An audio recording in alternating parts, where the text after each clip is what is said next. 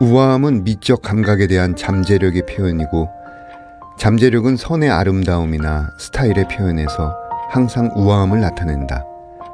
우리는 우아함을 고상함, 세련됨, 낭비 없는 노력과 연관시킬 수 있다. 이것은 우리들이 올림픽 선수들의 우아함을 경이롭게 여기고 고딕식 건물에 천장을 올려다보며 느끼는 경외감과 같다. 우아한 힘의 양상은 삶을 인정하고 돕고 다른 사람들의 존엄성을 존중하고 지켜준다. 우아함은 조건 없는 사랑의 단면이다. 또 우아함은 관대함을 의미한다. 물질적인 관대함뿐 아니라 정신적인 관대함. 즉 감사할 줄 알고 우리의 삶에 다른 사람들이 얼마나 중요한지 인식할 수 있음을 의미한다. 우아함은 정숙과 겸손을 뜻한다. 잠재력은 과시할 필요가 없으나 표면의 힘은 항상 자기의심에서 비롯되기 때문에 과시를 필요로 한다. 위대한 예술가들은 그들의 잠재력이 어떤 형태로 나타나든 감사할 줄 안다. 왜냐하면 이 힘은 인간에게 주어지는 선물이고 단지 그들은 이 힘을 표현하는 통로일 뿐이라는 것을 그들은 이해하기 때문이다. 데이비드 호킨스 박사의 의식혁명에서 예술과 잠재력의 일부를 읽어드렸습니다. 이 책을 읽는 동안 의식과 마음의 어두운 부분에 환한 빛이 들어오는 놀라운 경험을 했습니다. 여기는 문학라디오 문장의 소리입니다. 거리의 사람들 바람 따라 흐르면 서성이듯 혼자서 기다리고 날 부르는 기억에 흔들리는 땅콩이 사람들 사라졌네. 난 속을 퍼져서 울 것 같아서 한참 눈 감고 잊혀져가는 모든 것 당연한 건가요?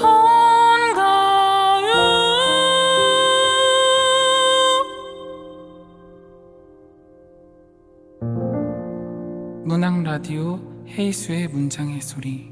네, 안녕하세요. 저는 진행을 맡은 헤이수입니다. 오늘 문장의 소리 작가의 방에는 임솔아 소설가님을 모셨습니다. 안녕하세요. 네, 반갑습니다. 임솔아입니다. 네, 오늘 자리에 함께 주신 임솔아 소설가님은요, 2013년 중앙신인문학상의 시로 당선되셨고요. 2015년 문학동네 대학소설상을 수상하며 등단하셨습니다. 장편소설로는 최선의 삶, 시집 괴괴한 날씨와 착한 사람들이 있습니다. 그리고 이번에 소설집으로 눈과 사람과 눈사람을 출간하였습니다. 소설집을 묻고 어떻게 지내셨나요? 네, 건강 때문에 병원 신세를 잠깐 졌고요. 그 이후로는 매일 아침마다 계란 후라이 해 먹었어요. 아이허브에서 영양제도 대량 구매했고요. 네네. 하루에 10알 정도씩 꼬박꼬박 먹었는데 예. 영양제 알이 너무 커서 처음에는 삼키기가 힘들었는데요. 자꾸 삼키다 보니 목구멍도 늘어나더라고요. 네, 그렇게 지냈습니다. 예. 건강이 어디가 이렇게 안 좋았어요?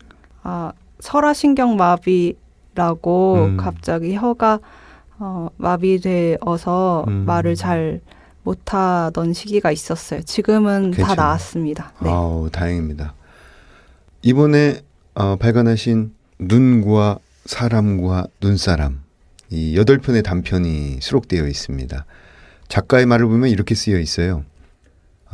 이 소설집에는 18살부터 25살까지의 인물이 존재한다. 이 인물들은 여태 내가 겪어온 것들을 함께 겪은 동지들이다. 당연한 이야기 같겠지만 나는 이 당연함이 내 손끝에서 구현되는 것 때문에 겨우 살아왔다. 나는 이 인물들의 경험으로부터 출발된 인간이다.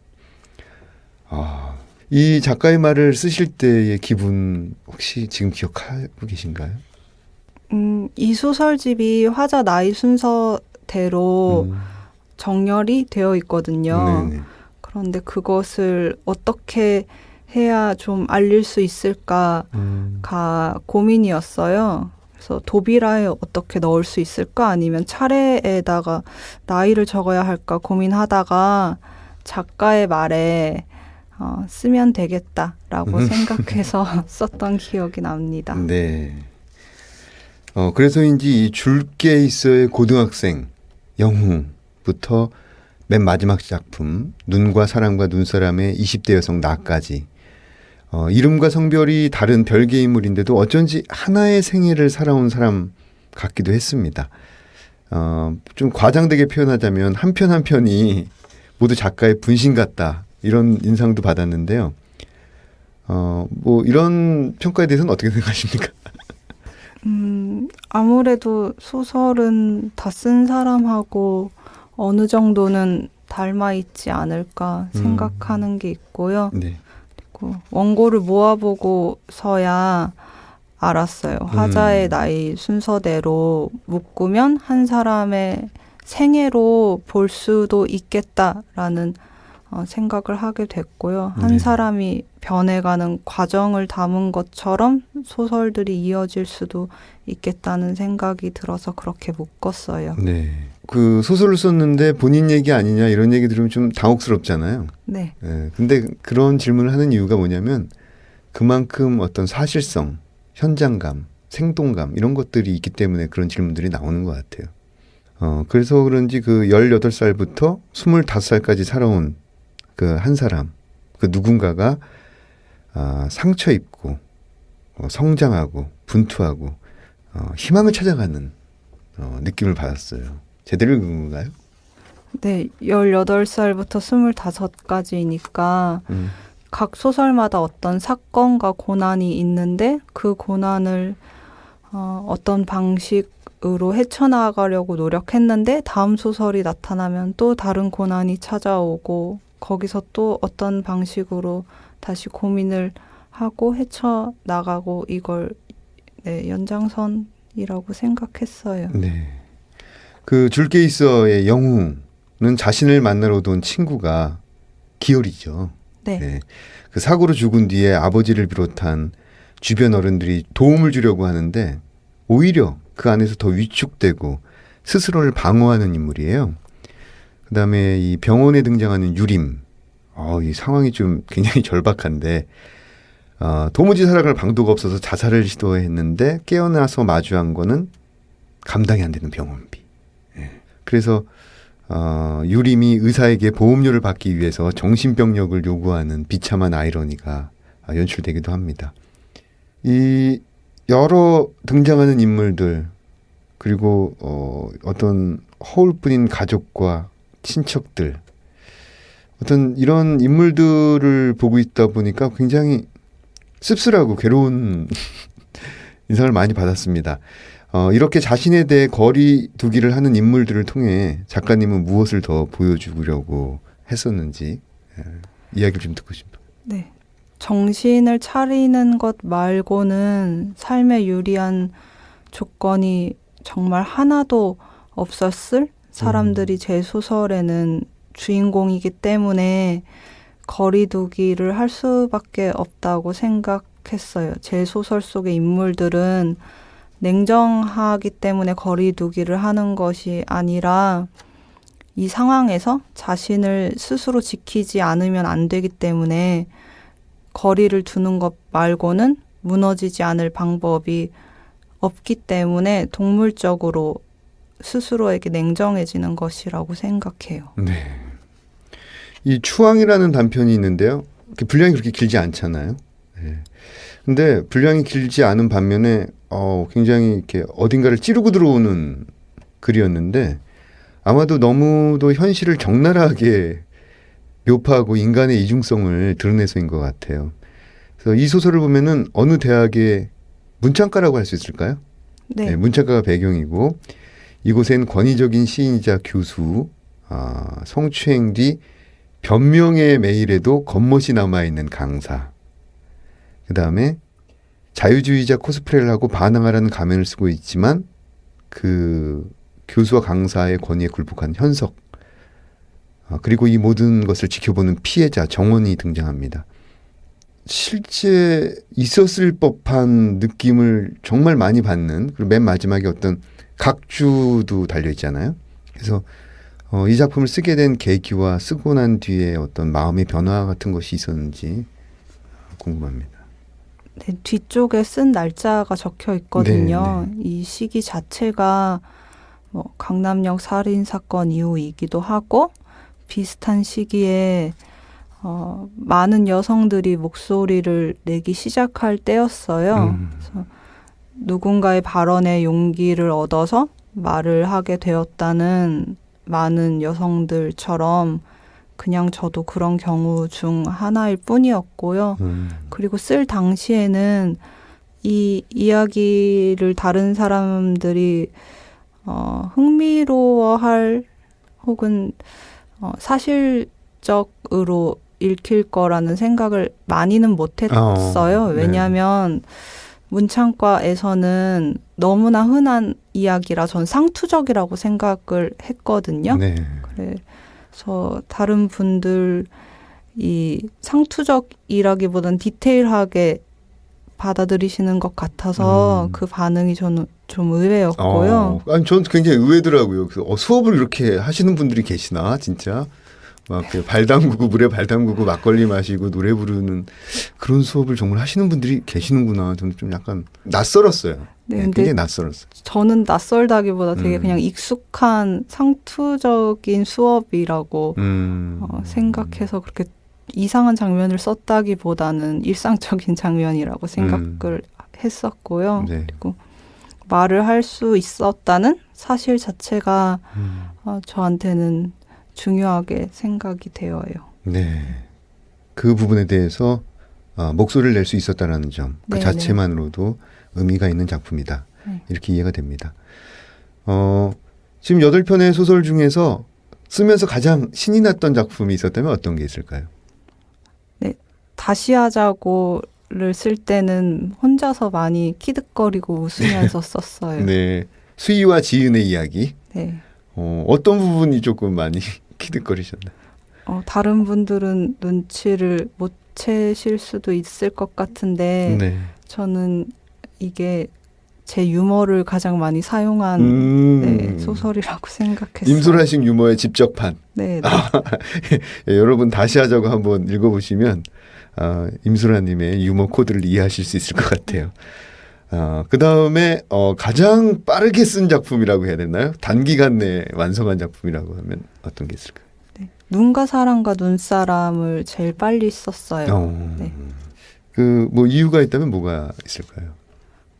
쓸 때는 전혀 생각하지 못했던 장면이 마구 튀어나오기도 했고 그리고 어떤 플롯으로 어떻게 결말을 맺을지 정해놓지 않고 그냥 시작한 소설이었는데도 머릿속에 이미 있는 것처럼 그냥 술술 나왔어요. 그분이 오신 거 아닐까요? 네, 그랬던 것 같아요. 네. 쓸 때도 뭐 힘들거나 그러지가 않았어요.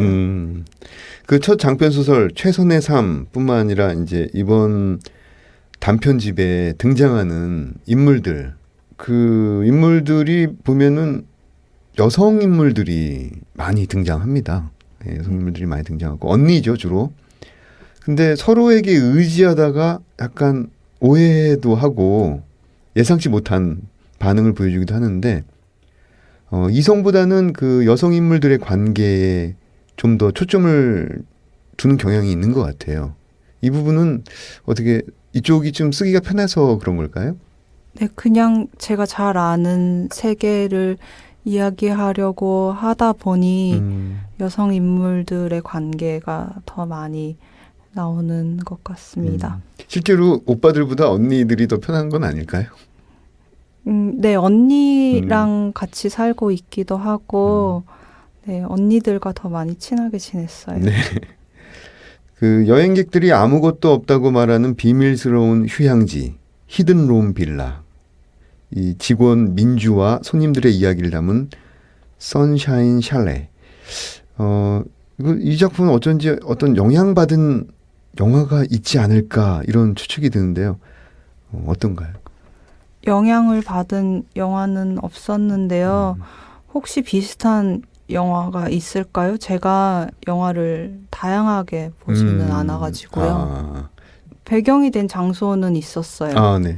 네, 어느 날 인터넷에서 리조트 광고를 봤어요. 네, 그 광고를 클릭했는데 동남아 어딘가였는데 환상적으로 아름다운 거예요. 네. 그래서 그 리조트에 가보고 싶어졌는데 리조트 숙박비가 너무 비쌌어요. 그래서 어떻게 하지 고민을 하다가 구글 지도로 그 리조트를 검색했는데 바로 옆에 아주 저렴한 네. 다른 리조트가 있는 거예요. 네. 그래서 똑같은 바다니까 비슷하게 아름답지 않을까 싶어서 그 저렴한 리조트를 찾아가게 됐어요. 네. 근데 말만 리조트지 관리가 거의 되지 않은 곳이었고 길도 없고 푸른 정글처럼 자라나 있고 거위 같은 게 막 갑자기 풀에서 뛰어나와서 공격을 하고 막 날개를 펼치고 네. 쫓아오는 거예요. 네. 네. 근데 그곳이 갔다 와서 잊히지가 않아서 선샤인 샬레의 배경이 됐어요. 그렇군요. 아니 그만큼 뭐 영상적이라는 의미로 해석이 되고요. 왜냐하면 소설을 쓰지 않을 때 주로 뭘 하시는지 사실은 궁금했는데 영화를 이렇게 많이 안 보신다라는 답변을 들은 것 같아요. 아니, 저 나름 열심히 보기는 하는데 한정적인 것만 봐서요. 예, 우리 PD님께서는 이 작품을 보시고 개인적으로 그랜드 부다페스트 호텔과 더 랍스타라는 영화가 떠올랐다고 하는데 아마 못 보셨을 것 같아요. 부다페스트 호텔은 봤어요. 네. 그러시구나. 네, 이제 마지막 작품 눈과 사람과 눈사람에 대해 이야기할 차례인데요. 일단 제목이 참 인상적입니다. 소설집 전체를 대변하는 제목이기도 하고요. 제목의 의미에 대해서 한번 말씀해 주실 수 있나요? 소설을 쓰기 시작할 때만 해도 눈사람이 나올 거라고 전혀 생각을 못 했어요. 근데 쓰다 보니 저도 모르게 눈사람 이야기를 적고 있었고요. 네. 그 제목도 그냥 이게 시 쓸 때 감각하고 조금 비슷한데요. 그냥 저절로 자연스럽게 떠올라서 제목이 됐습니다. 참 그런 제목을 만든다는 게 쉽지 않은데 자연스럽게 떠오른 제목 눈과 사람과 눈사람. 이 작품은 그 앞에 있는 그 7편의 작품들 물론 그 작품들마다 정도의 차이가 다 있지만은 일시적으로 서로를 돕기도 하고 결과적으로 모두 고립되는 어떤 그런 내용들이 있는 반면에 이 눈과 사람과 눈사람은 이 고립을 뛰어넘어서 연대에 대한 시도와 과정을 담았다는 게 가장 먼저 눈에 들어왔습니다. 그런데 이 연대는 완벽하지 않아서 결국 서로에게 상처를 내기도 합니다. 이 작품을 통해서 어떤 걸 이야기하고 싶었는지요? 이 질문은 저보다는 제 소설 속 인물들에게 필요할 것 같아요. 이 질문을 만약에 제 소설 속 인물이 받는다면 네. 뭐라고 답을 할지 궁금해지거든요. 이런 질문에 사용된 워딩이 미세한 차이를 지니고 있기 때문에 그 워딩이 때로는 제 소설 속 인물에게 상처가 되는 워딩이 될 수도 있고 아니면 반대로 이해와 지지를 받았다는 위안이 될 수도 있을 것 같거든요. 네. 그래서 이런 워딩들을 차근차근 확인하고 그리고 또 다른 생각을 해보는 게 이 소설을 쓴 제가 해야 할 일일 것 같고요. 그리고 상투적으로 들리겠지만은 저는 무엇을 이야기하고 싶어서 소설을 쓴다기보다는 네. 이런 상황에서 당신이 이 인물이었다면 어떤 생각을 하고 어떤 답변이 가능하겠느냐 이런 식의 질문을 만들기 위해서 소설을 쓰는 쪽에 가까운 것 같아요. 네. 눈과 사람과 눈사람을 읽으면서 드는 생각이 왜 우리는 옳기 위해 노력하고 상대를 배려하려 하고 윤리에 대해서 민감하려 할수록 왜 그런 사람들일수록 왜 더 상처받는 것일까? 이런 고민이 굉장히 많아졌습니다. 그럼에도 이 펜션에 모인 여성 인물들이 그 눈사람을 만드는 장면은 애틋하고 아름다웠습니다. 이 장면에 대해서 작가님도 하고 싶은 말씀이 있을까요? 제가 눈사람을 좋아해요. 오. 네, 근데 혼자서 눈사람을 완성해 본 적이 없어요. 추위를 엄청 많이 타거든요. 그래서 만들다가 중간에 포기하고 따뜻한 곳으로 도망을 가고는 했어요.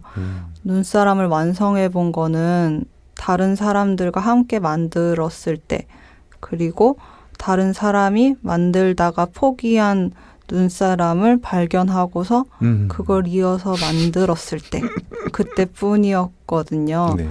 이번에야말로 혼자서 완성하고야 말겠다고 매년 겨울마다 덤벼들었다가도 눈덩이의 차가움 때문에 손이 시렵고 더 못 버티겠어서 포기를 하게 되더라도 그게 실패라고 생각한다기보다는 내가 만들다만 눈사람을 누군가가 이어서 만들지도 모른다는 그런 상상을 하게 되어요.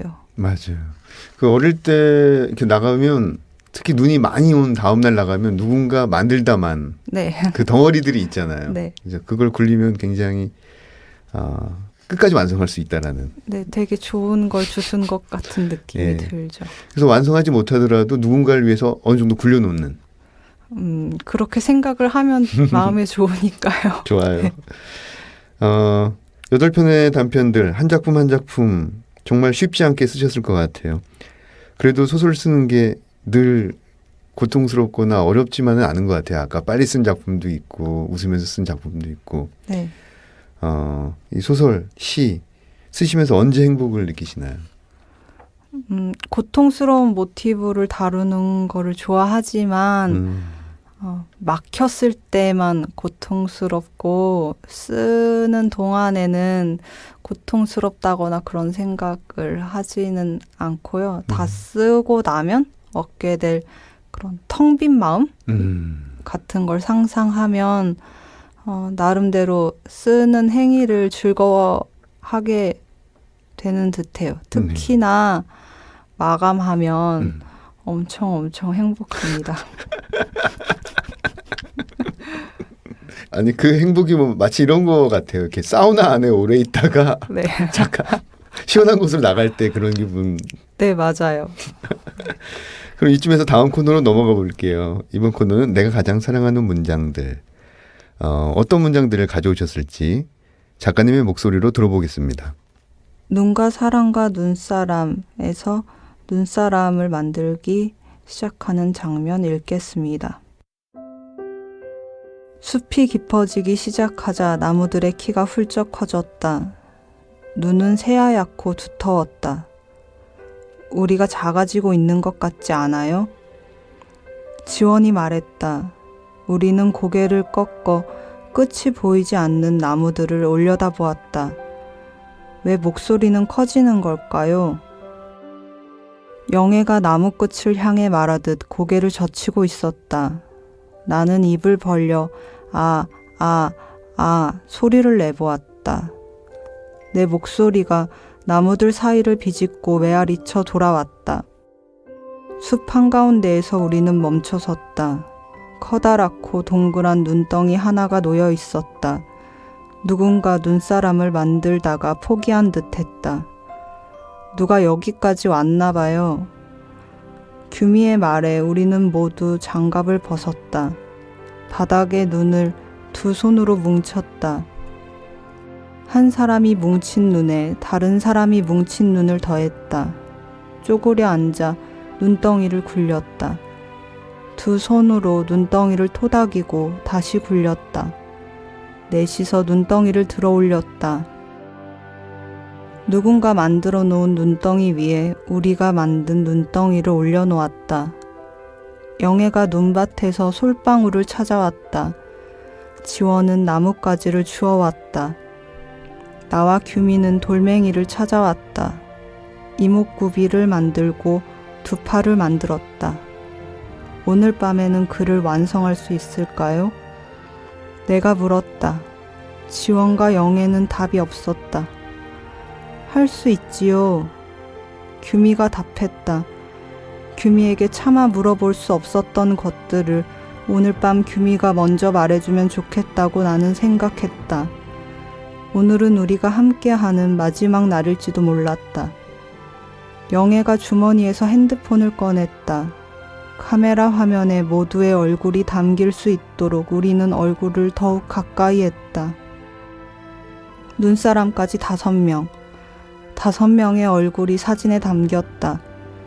눈사람만 그곳에 두고 우리는 뒤돌았다. 우리의 발자국에 발자국을 넣어가며 나았다. 우리만큼 커져가던 우리의 목소리도 우리만큼 작아져 갔다. 눈사람이 우리 대신 그곳에 서 있을 것이다. 점점 작아질 것이고 언젠가 사라질 것이다. 저수지의 얼음이 녹고 깊은 물속으로 빙어가 돌아가면 사람들은 뜸해질 것이다.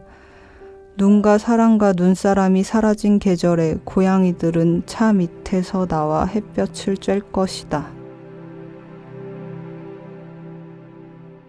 네. 나와 영애와 규미와 지원과 눈사람. 네. 예, 모두 한 장면 안에 있었던 시간. 이 부분을 낭독해 주셨는데 낭독해 주신 부분에 대해서 좀 이야기를 좀 들려주시죠. 네, 이 장면은 다른 사람들하고 같이 나누고 싶은 장면이에요. 소설을 쓰는 데는 이유가 여러 가지가 있지만 네. 특히나 다른 사람들하고 같이 나눠야 하는 장면이 있다고 생각하거든요. 그게 혼자 먹는 것보다 다른 사람하고 먹을 때 맛이 있어지는 라면처럼 네. 이 장면도 그렇다고 생각해서 읽었어요. 네.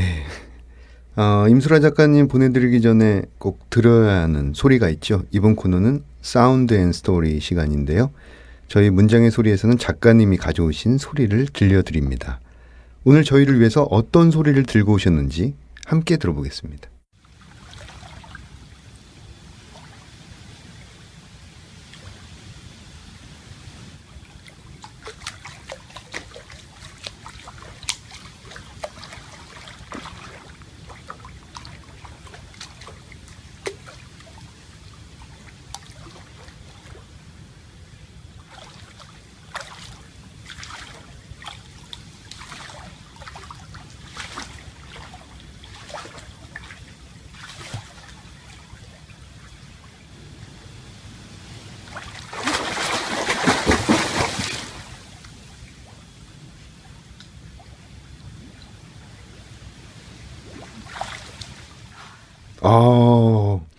이게 물살이 굉장히 찰랑찰랑거리는 소리예요.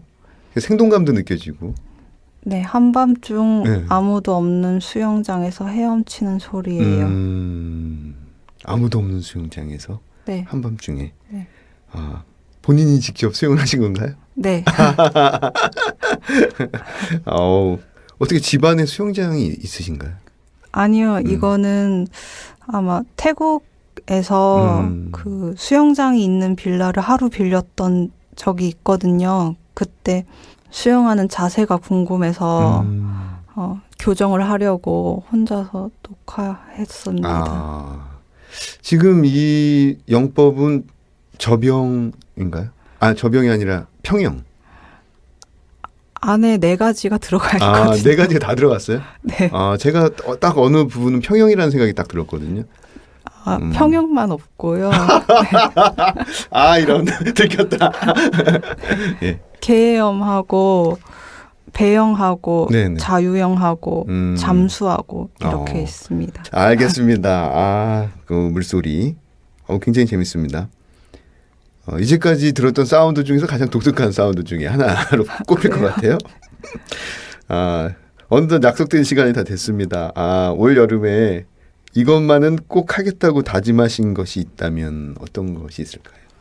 작년 겨울부터 여름이 오면 매일 아침 수영을 다니겠다고 다짐을 많이 했어요. 제가 음. 추위를 많이 타서 물은 정말 좋아하는데 여름이 아니면은 수영을 못 하거든요. 네.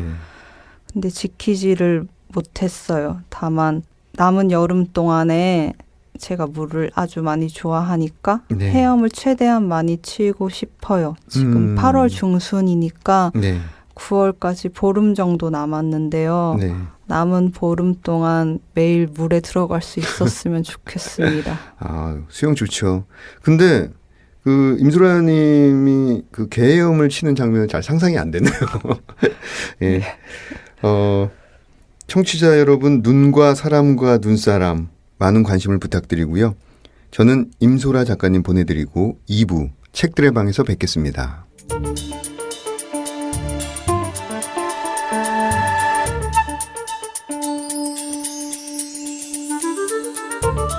문장의 소리 2부 책들의 방. 2부 코너에서는 책과 관련된 다양한 직업군을 초청해서 많은 이야기를 나눠보고 있습니다. 지난주에 이어서 김서령 소설가님을 모셨습니다. 안녕하세요. 김서령입니다. 네. 오늘은 가장 사랑하는 책에 대해서 이야기를 나눠볼 텐데요. 김서령 소설가님이 가장 사랑하는 책 어떤 건지 굉장히 궁금합니다.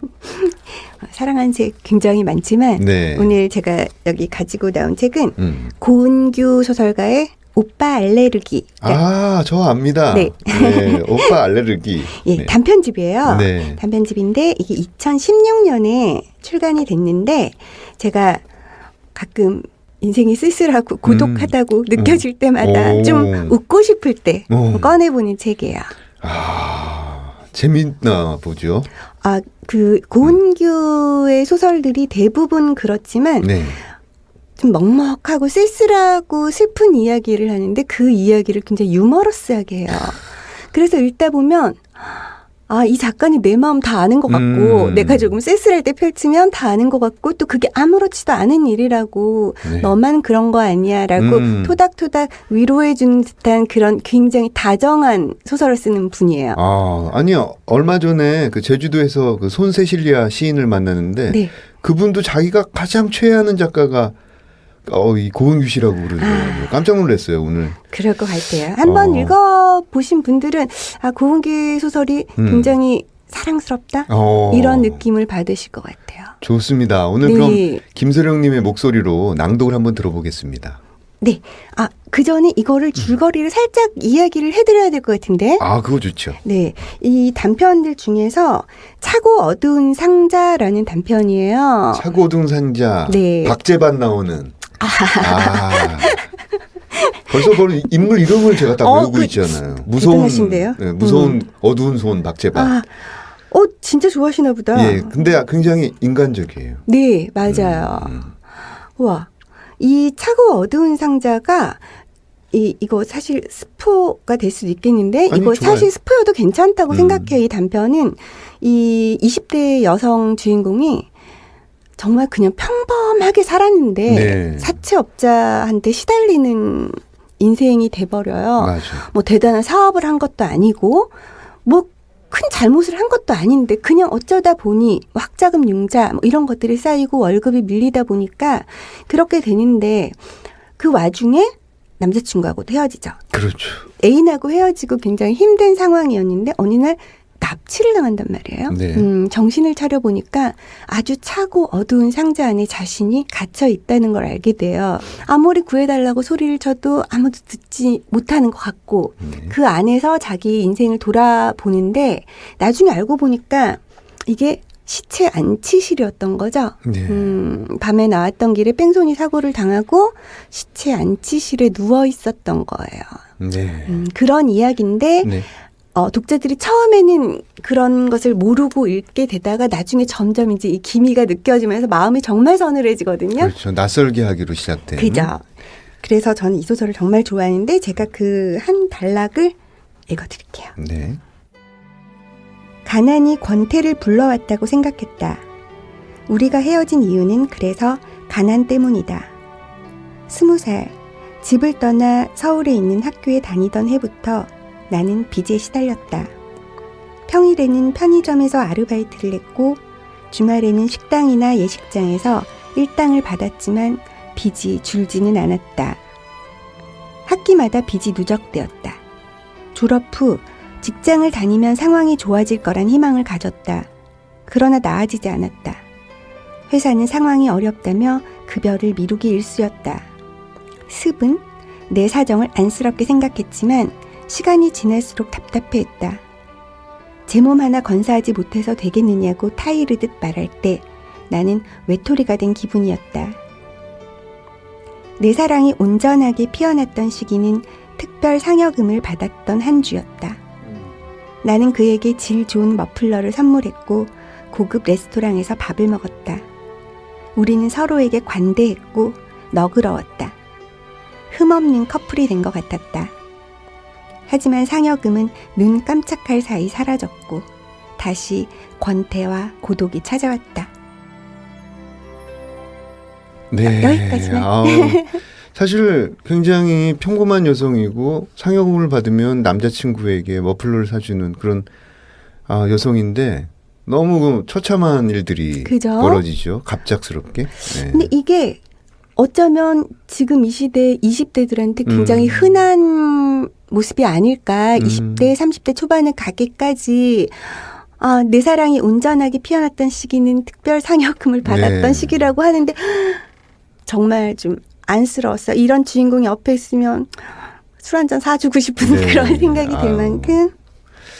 그 읽어주신 부분이 또 어떤 의미를 갖고 있을까요? 어떤 이야기를 더 할 수 있을까요? 제가 어렸을 때랑 지금이랑 참 많이 다르다는 생각을 해요. 네. 적어도 내가 잠시 딴 생각을 하고 있는 사이에 세상이 굉장히 빠른 속도로 변화해 갔고, 그리고 내가 내 인생에 정신이 팔려서 아등바등 하는 동안 내가 이 뒤에서 오고 있는 젊은 청춘들을 못 본 것 같은 거예요. 저는 소설가로서 젊은 청춘들에 대해서 늘 눈을 떼지 않겠다고 마음을 먹었었는데 몰랐던 것 같아요. 네. 요즘 그런 생각하면 좀 굉장히 뭐랄까? 죄책감이 좀 있죠. 아니 근데 그런 마음에서 지금 출판사를 운영하시고 있고 어떤 플랫폼도 구상하고 계시고 네. 소설도 쓰시고 번역도 하시고 에세이도 쓰시잖아요. 네. 어떤 뭐 이런 일들이 약간 비슷하면서도 조금씩은 다 다른 일인데 각각 어떤 마음과 태도로 임하시나요? 사실 제가 번역은 굉장히 오랫동안 해왔지만 예전에는 제 이름을 쓰지 않았어요. 필명을 썼어요. 번역을 할 때. 굳이 내가 번역까지 할 필요가 있느냐 이런 생각을 했었는데 제가 이제 빨강머리엔 번역 의뢰가 들어왔던 거예요. 네. 요즘 바빠서 번역 못합니다 하고 대답을 하려고 그랬는데 빨강머리에 인이라는 걸 딱 알고 나서 그걸 어떻게 거절해요. 그렇죠. 그거 거절 못하죠. 제가 11살 때 그렇게 사랑했던 애를 내 손으로 다시 한번 이제 그렇게 보여줬었다는 게 너무 좋아서 네. 당장 수락을 하면서 그때부터 제가 제 이름을 쓰기 시작했어요. 그 이후에 이제 빨강머리 앤 말고 그 이후에 후속편이 이제 에이번리의 앤 그 이야기까지도 이제 제 이름으로 하고 네. 어디까지나 사실은 본업이라고 생각해 본 적은 없고요. 많이 했지만 소설이 가장 재밌죠. 아우. 제일 즐거운데 네. 또 가장 힘들죠. 네. 그래서 굉장히 더뎌요. 그렇죠. 더디고 에세이는 즐겁고 에세이는 나 좋자고 하는 거고. 네. 아, 참. 얘기를 듣다 보니까 정말 재밌습니다. 김서령 소설가님의 출판사가 다른 출판사 다른 점이 있다면 어떤 것이 있을까요? 글쎄요. 좀 어떻게 딱히 다르다기보다는 네. 저는 이제 제가 가장 좋아하는 것이 한국 소설이고 네. 그래서 한국 소설만 내겠다라고 전문 브랜드로 만들겠다 그런 야심찬 생각을 가지고 시작을 했어요. 네. 뭐 사람들이 세상에서 제일 돈 안 되는 일이 소설 쓰는 일이고 그다음에 안 되는 일이 출판인데 어쩜 그렇게 두 가지를 다 하겠다고 그러냐고 걱정을 많이 하셨는데 네. 그래서 그렇다면 나는 이 포레니나가 다른 출판사와 다른 출판사에서 나온 소설과 무엇이 다를 수 있을까 거기에 대한 고민도 많이 했어요. 근데 저는 어쨌거나 독자한테 다가서는 것에 대해서 쑥스러워하지 말고 네. 독자와 직접 이야기할 수 있는 어떤 그런 창구를 좀 만들어보자 그런 생각을 많이 했어요. 네. 정말로 세상은 변하고 있으니까 사람들이 글밥만 많은 책이 어렵다고 한다면 나는 그럼 그림도 넣어주겠어?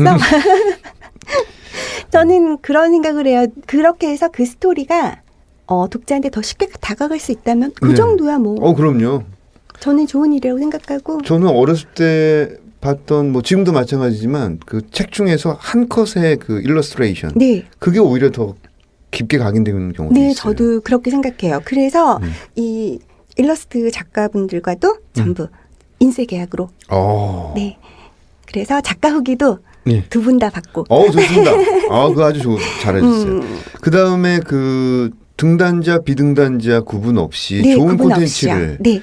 그 첫 책도 사실 등단하지 않으신 네, 분이잖아요. 비등단자예요. 비등단자인데 제가 그 노정 작가의 글을 처음 보고 홀랑 반했거든요. 홀랑 반해서 첫 책을 이것으로 할 거야 하고 이제 책을 만드는 와중에 제가 다른 선생님들께도 많이 보여드리고 추천사도 3분께나 받았어요. 그러죠. 근데 이 3분 모두도 어디서 이런 작가를 찾아왔어?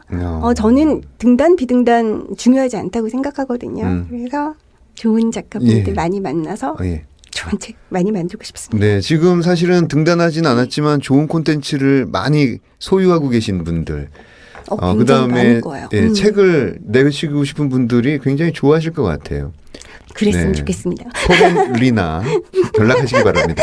자, 출판사를 운영하고 소설을 직접 쓰시고 계시니까 이 새롭게 만들어진 플랫폼에서 가장 중요한 부분들을 좀 남다르게 생각하고 계실 것 같아요.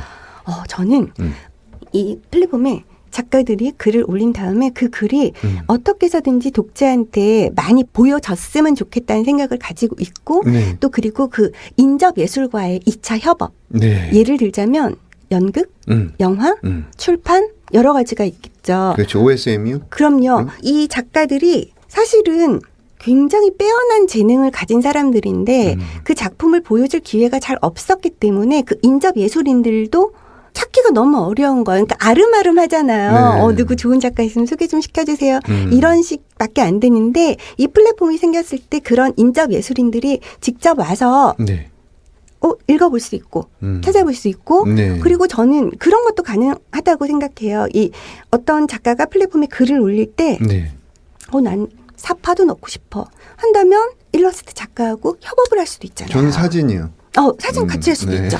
본인이 찍은 사진 가지고 같이 편집을 해서 이렇게 올라갈 수 있는 그러니까 정말 여러 가지 면에서 스스로에 대한 실험을 해볼 수 있다는 점에서 이 플랫폼이 굉장히 어떤 가치가 있지 않을까 그런 고민을 합니다. 근데 이런 거 할 때 그 혼자 모든 걸 지금 감당하기 너무 어렵잖아요. 안 되죠. 비용도 그럼요. 그렇고. 이거는 사실은 지원, 투자 이런 게 없으면 개인이 할 수 있는 일은 아니라고 봐요. 어떤 출판사 하나가 이것을 다 감당할 수 있는 문제는 아니고 뭐 예를 들자면 이런 2차 협업 이런 것도 있을 수 있고 그다음에 어떤 작품상 시상도 있으면 좋고 이런 것들을 공공기관이나 민간기업 혹은 뭐 여러 곳에서 지원이나 투자를 받아야 된다고 생각을 해요. 이 사업을 사실은 이 콘텐츠 사업에서 가장 원천 소스가 되는 것이 문학이잖아요. 그렇죠. 그리고 이 원천 소스를 만드는 이 문학 작가들이 정말로 이 재능이 아깝거든요. 보여줄 수 없었을 뿐이지 그 사람들의 작품이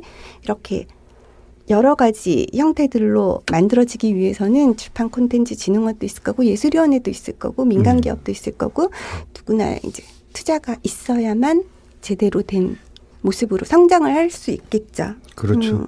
그 비용 구축이 어느 정도 돼야만 이렇게 좋은 의도와 아이디어가 꼭 꽃을 피울 수 있겠죠. 네. 아유, 하시는 일이 굉장히 많으신 것 같은데 글이 안 써질 때는 어떤 것을 하시나요? 일을 하죠. 글이 안 써질 때는 아이돌 보기, 가사 업무, 그다음에 번역, 칼럼 써야죠 또. 칼럼도 쓰셔야 되고 출판사 뭐 아이디어도. 또 혼술도 해야 되고요. 영화도 봐야 해요. 그렇죠. 아유, 할 일 많습니다. 앞으로의 계획 간단하게 좀 말씀해 주시죠. 일단은 다음 달에 포렌니나에서 첫 책이 나오니까 그 첫 책 내는 작가가 이제 그 작가한테도 첫 책이고 저한테도 첫 책이거든요. 그러다 보니까 우리 작가도 얼마나 가슴이 쿵덕쿵덕 힘들 때잖아요. 그렇죠. 무섭죠. 두려울 때인데 그 작가 위로도 잘해줘야 되고 마케팅도 잘해줘야 할 거고 일단은 그게 가장 큰 일이고 그 다음에 플랫폼을 어떻게 더 발전시켜 나갈지 끊임없이 공부를 해야 될 것 같고요. 이거는 혼자서 고민할 문제는 아닌 것 같아요. 그리고 또 이 플랫폼이라는 자체에 작가들이 얼마나 적응할 수 있을지 우리 한 번도 그런 식 안 해봤잖아요. 그렇죠. 정말로 가능할 건지 그리고 이게 작가들의 의심이 끊임없이 쏟아질 것 같아요. 돈이 되겠어? 이런 것들 그런 것들에 대한 공부 준비가 이제 우선이 돼야겠죠. 네. 또 플랫폼에서 발굴한 좋은 콘텐츠는 또 포렌 리나에서 또 출판물로 그럼요. 그러면 출간할 수 너무 있고요. 좋겠죠. 다른 출판사 관계자들도 볼 거예요. 당연히 좋은 거. 그리고 우리가 이때까지 이제 일반 문학을 하는 작가들이 대부분 대형 출판사에서 이렇게 이미 이제 계약이 되어 있다거나 하기 때문에 작은 출판사들이나 신생 출판사들이 작가 섭외가 참 힘들잖아요. 네. 겁나고 그렇죠. 소심해지고 그리고 누가 있는지도 잘 모르고 그럴 때 굉장히 좋은 통로가 되지 않을까 그럼요. 그렇게 생각을 합니다. 네, 약속된 시간이 다 됐습니다. 2회에 걸쳐서 문장의 소리 책들의 방 코너에 참여해 주셨는데요. 어떠셨어요? 저는 일단 헤이스 선배 만나서 반가웠고요. 조혜진 연출가도 너무 반가웠습니다. 네, 네. 그 청취자 여러분께 인사해 주시죠. 소설가가 소설을 열심히 써야 되는데 자꾸 이렇게 딴짓을 하고 저는 딴짓이라고 생각 안 하고 각자의 잠재력을 갖고 기여하는 바가 다 다르다라고 생각하거든요. 그렇게 말씀해 주셔서 조금 다행인데요. 네. 언제나 늘 죄책감을 가지고 있습니다. 앞으로는 다음번에는 저 새 소설 나왔어요 하고 네. 책 가지고 나올 수 있도록 작업 열심히 하겠습니다. 네, 다음에는 작가의 방으로 네. 초청하도록 하겠습니다. 문장의 소리 이제 마칠 시간이네요. 이어서 첫 책을 낸 작가들의 소개가 있습니다. 여기까지 저는 헤이수였고요. 다음에 찾아뵙겠습니다. 감사합니다.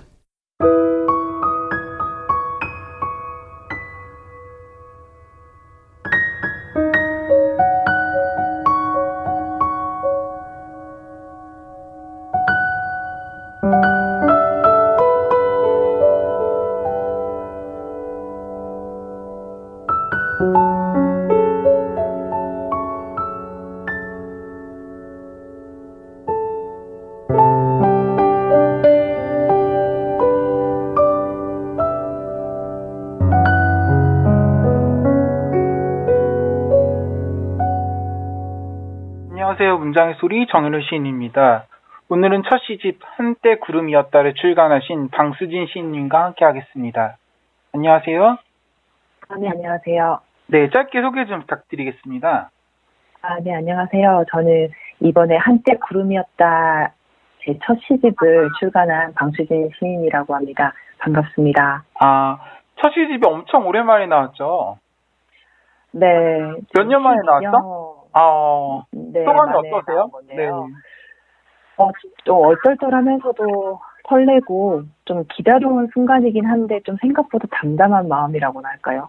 네, 마치 오랫동안 붙잡고 있었던 방정식 이런 걸 하나 좀 풀어낸 느낌이라고 하면 이해가 되시는지 모르겠어요. 그래서 좀 제가 계속 안고만 있었던 것들을 이렇게 하나의 책으로 묶어서 보니까 좀 시원섭섭하다는 마음도 생기고 좀 묘한 느낌이 있습니다. 그 시들을 보면 진솔한 문장들이 되게 눈에 많이 와닿는데요. 또 피부 살갗에 이렇게 되게 현실적인 시들이 되게 많았던 것 같아요. 네, 저는 무엇보다도 현실에 뿌리를 두고 있는 시가 결국에는 시간을 거스르는 생명력을 가지지 않을까라는 생각을 하고 있습니다. 그래서 좀 저와 항상 가까이 있는 것들, 그리고 제가 직접 느끼고 좀 와닿았던 것들을 시의 소재로 좀 삼으려고 많이 노력을 하는 편인데요. 사실 저는 제 작품이 그리 대단한 능력이나 그런 흔히 말하는 스킬을 가졌다고는 생각을 안 해요. 좀 천재적인 감성이 풍부한 것 같지도 않고, 그래서 저는 멋지고 유명한 시인이나 타고난 시인 이런 걸 되기를 바란 적은 없었던 것 같아요. 그래서 좀 약간 현실에 가까운 밥 같은 그런 느낌의 시라고나 할까요? 그래서 좀 밥은 언제 먹어도 맛있고, 우리가 마음에 이제 어떤 그런 것들이 지쳐 있을 때 밥부터 생각이 나잖아요. 그래서 독자들의 좀 삶에 밥처럼 그렇게 가까운 존재가 됐으면 좋겠다. 엄마 밥처럼. 그래서 좀 화려하고 되게 고가의 것은 아니지만 먹으면 먹을수록 맛있고 질리지 않고 고소하고 막 그런 것들을 추구하고 싶은데 그러려면 무엇보다도 좀 이렇게 현실과 경험의 뿌리를 둔 그런 것들이 중요하다고 생각을 하거든요. 그래서 그런 정서가 시대를 넘어서 좀 통용될 수 있지 않나 그런 생각을 하고 있습니다. 시를 되게 오랫동안 썼죠. 네, 지금 제가 2007년도에 등단을 했으니까 지금 뭐 횟수로 치면 2019년이면 이제 거의 12년 정도를 썼다고 볼 수 있겠네요. 그 시작기 때도 좀 시에서 제가 기억에 남았던 시가 알래스카의 밤이었거든요. 네. 시를 보고서 한편의 다큐를 보는 듯한 이게 연작시들이 있었는데 또 그런 시들을 보면은 우리의 정서도 이렇게 같이 감싸 안을 수 있었던 그런 마음이 들었거든요. 그렇죠. 알래스카의 밤은 저도 상당히 아끼는 시 중에 하나거든요. 뭐 열외 얘기긴 하지만 이제 실화를 바탕으로 쓴 거기 때문에 아마 조금 더 현실감이 두드러져서 시인님께서도 좀 다큐를 보는 듯한 느낌을 받지 않았나 생각이 들긴 하는데요.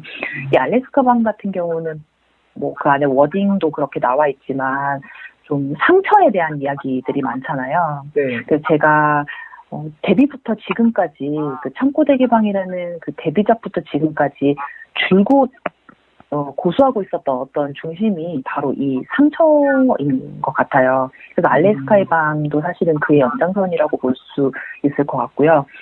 우리가 이제 상처를 이제 매번 받고 끌어안고 하지만 또 그것을 아름답게 꾸미거나 오히려 뭐 외면하거나 하지 않고 그 상처 그대로를 이렇게 직면하고 좀 용기 있게 다가서는 그러한 모습을 제가 이제 계속 그려내고 싶었었던 거거든요. 그래서 마지막에 이제 결국 그 서로 상처를 들여다보면서 앞으로 나아가고 있다라는 그런 창고대개방의 그런 메시지처럼 알래스카의 밤 같은 경우에도 상대방이 가지고 있었던 그 상처를 우리가 계속 이렇게 보고 또 상대방 역시도 나의 상처를 그렇게 들여다보는 이런 상처로서 우리가 또 이어나가는 삶의 어떤 근원에 대해서 이야기하는 시였기 때문에 조금 더 우리의 아주 기본적인 정서와 맞닿지 않았나라는 생각이 듭니다. 본인의 시집을 키워드로 뽑자면 어떤 것들을 뽑을 수 있을까요?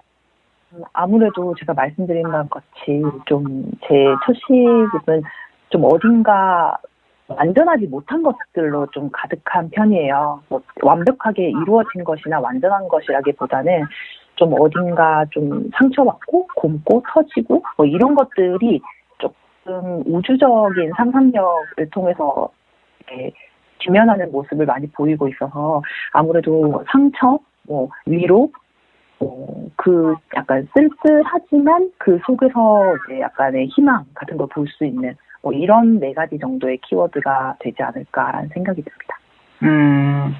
사실 방수진이 잘 쓰는데 노래도 너무 잘하는 걸로 알고 있거든요. 지금 노래 하고 계신가요? 뭐 음악은 제가 지금은 제가 음악에 매진할 수는 없는 상황이라 당장 좀 쉬고 있는 상황이긴 한데요.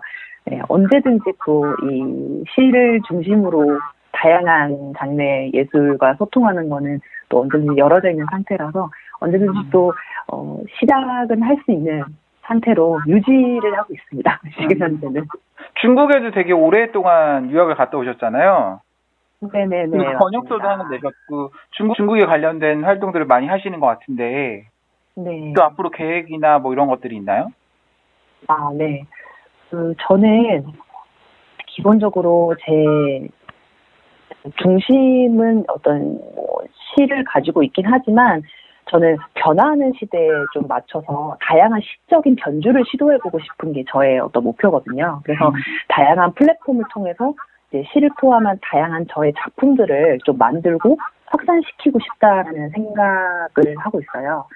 그래서 말씀드렸던 것처럼 좀 제가 중국과 인연이 깊기 때문에 지금 뭐 브런치라고 하는 이제 일정 플랫폼에서 제가 뭐 지금 중국이라는 매거진도 연재를 하고 있고, 중국을 끊임없이 이제 쉽게 이해시켜주는 중국 알려주는 그런 시인으로도 활동을 하면서도 이 시라는 맥을 끊임없이 또 잡고 있는, 어쩌면 지금까지는 좀 보기 힘들었었지만 앞으로는 좀 많이 보게 되지 않을까라고 하는 조금의 조금 색다른 모습의 시인의 양태가 아닐까라는 생각이 듭니다. 그래서, 네, 그래서 시를 쓰지 않는 것처럼 보이지만 사실은 시를 쓰고 있는 것이고, 시를 쓰고 있는 것이 또한 또 시를 쓰지 않는 것과 또 맥이 닿아 있는, 그러니까 어쨌든 제가 시를 쓰거나 쓰지 않는 것 자체를 나누기가 좀 모호해지는 그런 것이죠. 조금 맥이 연결돼 있다라고 생각하시면 좋을 것 같습니다. 얼마 전에는 중국에 되게 오랫동안 갔다 오셨죠. 그 다큐 촬영을 하셨던 걸로 알고 있는데, 네네. 거기서 재밌었던 에피소드가 있었나요?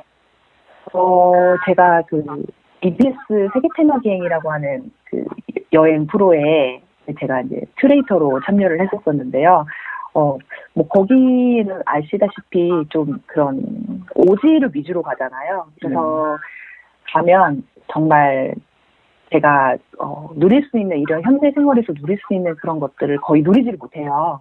가서 뭐 화장실에 가는 것부터 해서 뭐 제 마음대로 할 수 있는 게 하나도 없거든요.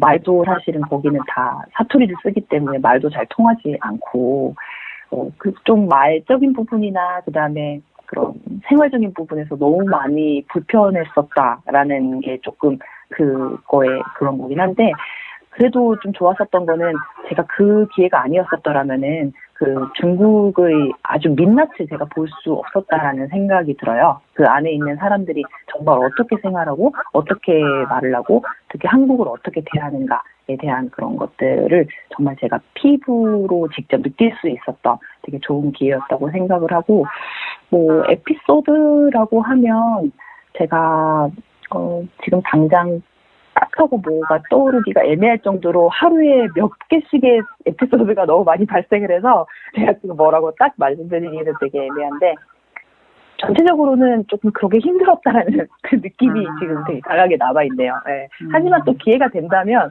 그 힘든 만큼 제가 너무 많은 것들을 얻어왔다고 생각을 하기 때문에 또 기회가 되면은 꼭 다시 한번 가보고 싶은 마음이 있습니다. 중국어를 잘하시니까 이렇게 중국에서도 시인들이 있을 텐데, 중국의 시인들이 쓰는 작품과 한국 시인들이 쓰는 작품이 어떤 점들이 비슷하고 어떤 점들이 다른가요?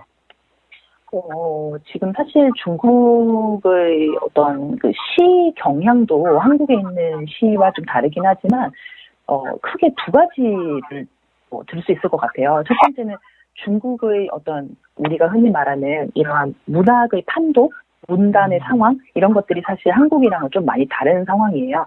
중국은 지금 흔히 말하는 이런 등단이라는 제도라든지 이런 큰 어떤 추천 제도라는 것들이 사실은 우리나라처럼 이렇게 뚜렷하게 있지가 않은 상황이기 때문에 그야말로 제가 제 스스로 작품을 어떻게 표출을 하게 되면은 그 작품으로 인해서 바로 시인으로 활동을 하는 그런 친구들이 상당히 많아요. 그래서 조금 더 그 문이 훨씬 오픈되어 있다고 볼 수 있는 거죠. 그리고 시 경향 자체도 지금 이제 중국에서는 80년대생, 그리고 90년대생, 그리고 00년대생, 이렇게 세 가지 세대들이 조금 활발하게 활동을 하고 있다고 볼 수 있는데, 그들의 시는 지금 조금 애매한 상황이 있다고 하더라고요. 제가 제 중국에 중국 시인 친구도 있기도 한데, 그 시인 친구 말에 의하면은 80년대생들 그야말로 어떤 혁명적인 바람을 일으키면서 우리의 말을 우리의 언어로 하겠다라는 그런 취지의 대단한 운동을 벌이면서 중국의 문학이 한번 싹 이렇게 바뀐 적이 있었거든요. 그때 80년대생이 그렇게 한번 한 이후에 90년대생, 00년대생들이 뒤로 받쳐서 올라왔지만 지금은 다시 그들한테 이전의 세대와 또 똑같은 그런 문제가 봉착을 하면서 지금은 독자들이랑 소통을 하는 시들도 있지만 독자와 소통이 조금 되지 않는 시, 들도 여전히 이제 생겨나고 있다고 하더라고요.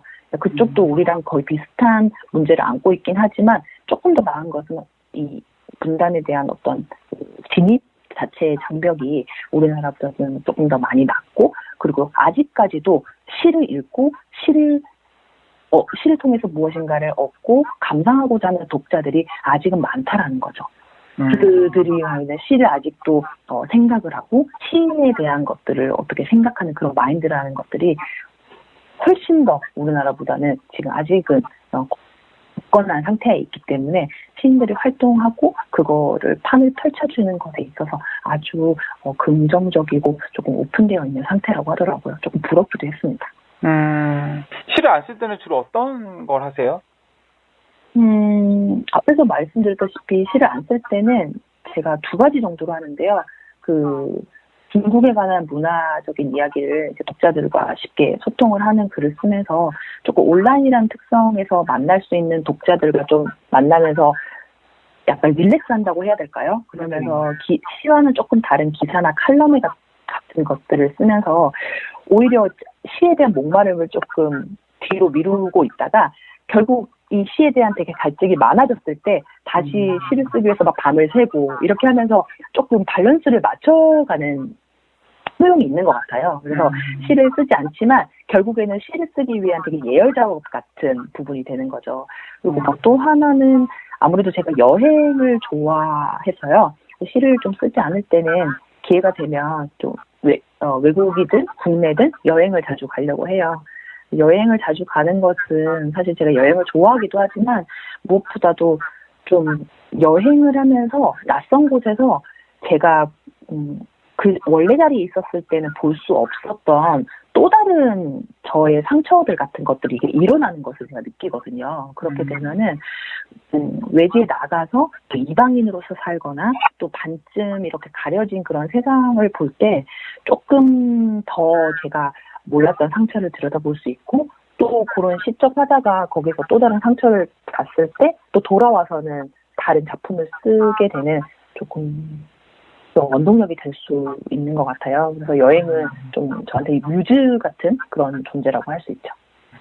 본인에게 가장 소중하다고 생각하는 것 3가지를 꼽자면 어떤 것들이 있을까요?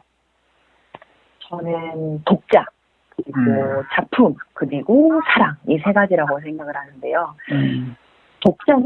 독자가 없으면 제가 작가로 살아갈 수 없기 때문에 독자가 정말 중요하다고 생각을 하고, 두 번째는 작품, 지치지 않고 제가 멈추지 않고 꾸준히 작품을 쓰며 살아가겠다는 것이 제 인생의 좌우명이기 때문에 작품이 중요하다고 생각을 하고요.